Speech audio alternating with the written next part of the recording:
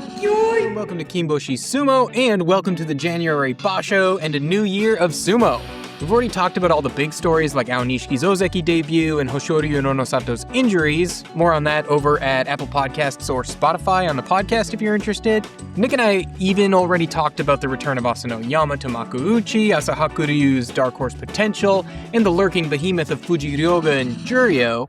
So I thought it would be fun on day one of the January tournament to highlight some unsung heroes and some deep-cut stories I've got my eye on this tournament. So, without further ado, Hatsuyama Sho is definitely the less glamorous debutante this basho, coming up alongside Takasago's Asahakuryu, but I am nevertheless intrigued. Mainly I'm curious because of his kaiju class frame. At 194 centimeters, like 6'4.5", he's immediately up there with Kinbozan for tallest in the division, and in the era of Onosato, it's clear to me that despite my love of the Asakuryus and Uras of the world, size still matters. With that wingspan, he can easily go over the top of anyone for a Mawashi grip, but as JJ's breakdown over on the Sunday Morning Sumo Show channel will make clear to you, he's actually much more of an Oshizumo pusher thruster. The reason for this could be that while he's only a centimeter shorter than Kinbozan, he's a whopping 34 kilograms or about 74 pounds lighter. That could be why his impressive college career, where he finished with 2 top 8s in the All Japan National Tournament, as well as a top 8 and a top 16 in the National Student Championships, didn't quite live up to his high school career where he won the All Japan High School Tournament. The guy has a track record of success, and he has size, which any high school football coach in America will quickly tell you can't be taught. So I'm curious to see what he looks like at present in Makuuchi, and interested to see if there's enough potential there to keep him afloat in the division long enough to add 30 kilos and become a true kaiju in the division. Next, I want to drop down to Juryo, where I want to fly past yesterday's news, sarcasm, Fujiryoga, and talk about Juryo and Sekitori debutante Kazuma. Kazuma is the type of prospect any Oyakata dreams of. Elementary school champion, junior high school champion, and world champion at juniors, and of course college champion. So, no surprise that a blue blood stable like Kisei snapped him up in July 2024 when he turned pro and made his Makushita Sukedashi debut.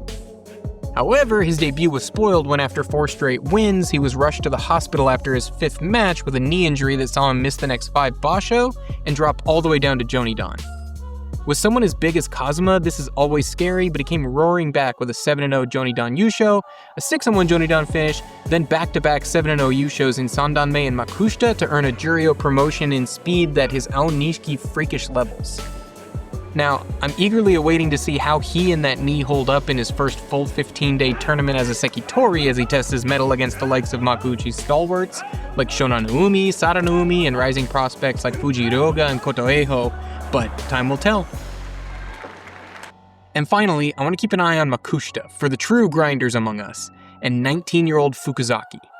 Fukuzaki also had a Tsukedashi debut back in March of 2025, but had a slower rise with records of 5-2, 6-1, 5-2, 2-5, and 6-1, finally placing him at Makushita 3 for January, well within Sekitori promotion striking range.